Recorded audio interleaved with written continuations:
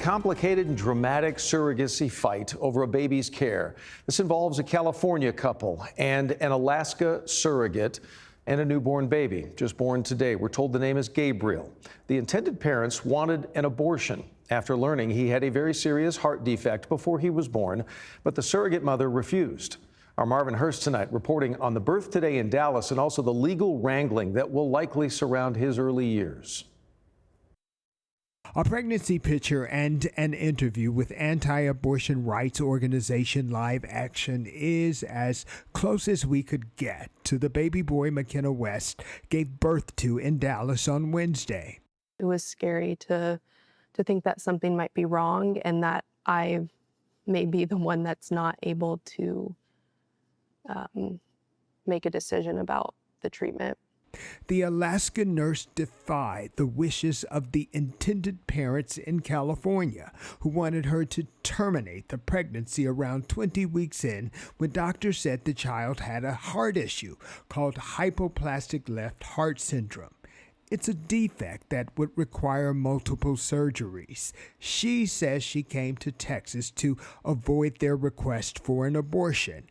It's where Attorney General Ken Paxton put legal muscle on Children's Health and UT Southwestern hospitals to provide care. Neither provided comment to CBS News Texas. I can't think of another state in the country that is less friendly to abortion than Texas. Chad Ruback is an appeals attorney and legal expert in Dallas who has no connection to this case. Does the state have the right to have a voice in this situation? I'm not aware of this situation having ever arisen before, so I think we need to stay tuned on that. While West having a baby boy is confirmed, the hospital where it happened is not. Also, there's the big question of parental rights. Does the baby get sent to California?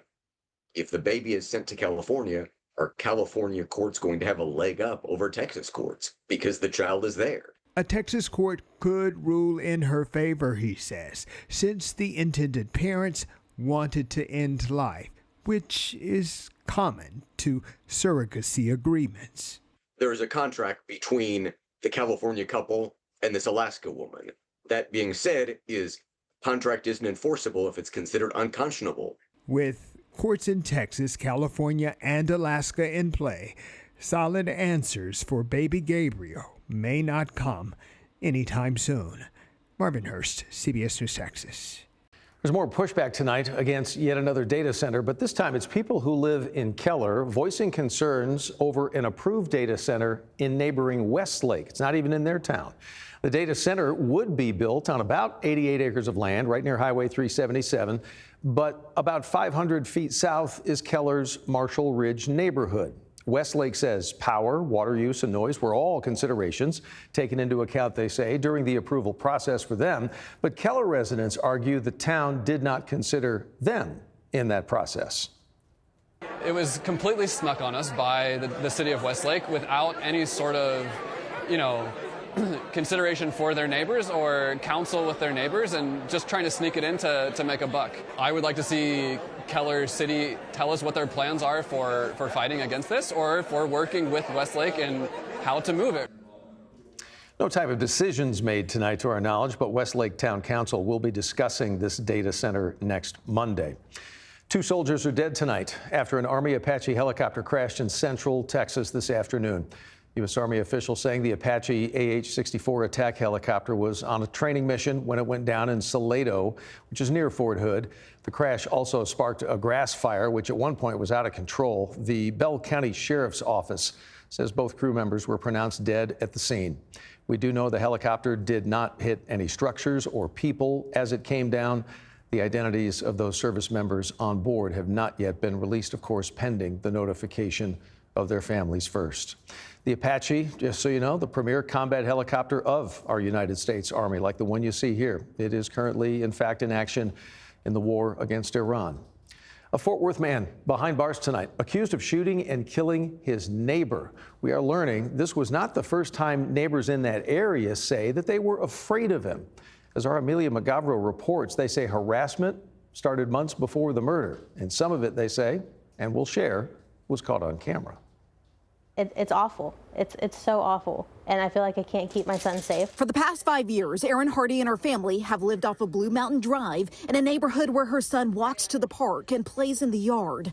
But she says for months, they've felt anything but safe inside their own home. This neighbor has started harassing us. It started in October. My son was outside and he ran inside crying, said that there was a creepy man on the fence yelling at him. The man she calls the creepy man is 24-year-old Jose Escamilla, who lives in the home behind hers. Hardy and other neighbors have captured photos of him standing over their fences, riding a bike in front of their homes with a mask, and also of him holding an assault rifle in his own backyard. He's scary. He's very scary. You look at him, you can tell. Nothing behind his eyes. And then neighbors say they started noticing cameras, surveillance cameras tucked inside pots, mounted in windows, all pointing towards their homes. It's right there. And it's pointed this way. Why would it be pointed to a neighbor's fence? Yeah, exactly. That's the camera that he shot with the nail gun. Then in June, Hardy says her own security cameras captured what she believes was Escamilla entering her backyard and shooting a nail gun at one of those cameras. Angry, uncomfortable, violated. And then came August 9th. Hardy says she learned her next door neighbor, 44-year-old Rudy Jaramillo, who lives next to Escamilla, had been shot and killed. My next door neighbor came and rang my doorbell, freaking out. I went outside and I heard all the sirens. It was just so terrifying. According to Fort Worth police arrest documents, the victim's family captured the shooting on camera, and investigators say the video shows a suspect in dark clothing riding a bicycle up to the vehicle in front of his home and then fires several shots. And investigators say Escamilla told them he had been involved in an ongoing dispute with his neighbors, specifically over them moving his cameras. What went through your mind when you heard of the murder? It could have been any one of us. It very likely could have been my husband. It could have been me just walking to the park with my kids. Now Hardy says she's considering leaving her home because she no longer feels safe living next door to a man accused of murder. It shouldn't have gotten this far. It could have been prevented. Escamilla is in the Tarrant County Jail on a $250,000 bond. In Fort Worth, Amelia McGavro, CBS News, Texas. A grass fire's out tonight, thankfully, after it came dangerously close to a Wise County school today. Flames scorched the grass, ended up just feet away from Chico Elementary. Thankfully, nobody was inside, nobody hurt.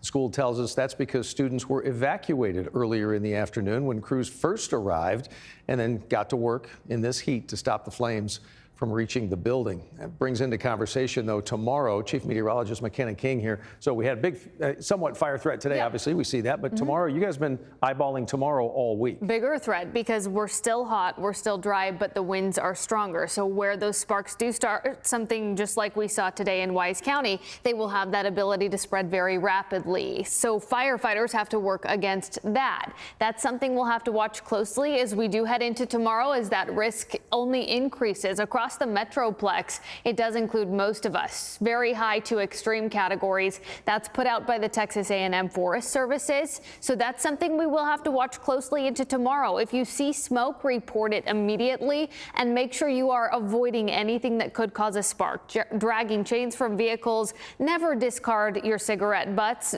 out the window, of course, but especially in a time like this when we are dealing with the heat and this dry pattern. On top of that, winds peak tomorrow with gusts in the 30 to 35 mile per hour range. They do start to die back down as we head into the upcoming weekend. On top of the dryness and the wind, we're also under a heat advisory through tomorrow at 8 o'clock with feels like temperatures as high as 106. Another triple digit day in store. That school bus forecast, low 80s out the door, mid 90s by lunchtime. Another day in the triple digits. Sunrise of 6:49. Doug. All right, McKenna, thanks very much. All new for you tonight. The city of Dallas has approved a plan to send a nearly $1 billion public safety bond proposal to the voters. They get to decide. City Council passed that plan tonight, calling for $960 million to pay for public safety improvements and also to shore up the Dallas police and fire pension system. Among the proposals, paying for a public safety training center and moving the 911 and the Emergency Operations Center out of City Hall. Again, voters will have a say on this come November. Henderson County now. The district attorney there says she will no longer accept cases for prosecution from the Trinidad Police Department. This is coming after several controversial arrests related to the town's water issues. One woman believes that she was arrested for speaking out about the water problems. The city's police chief has also since resigned.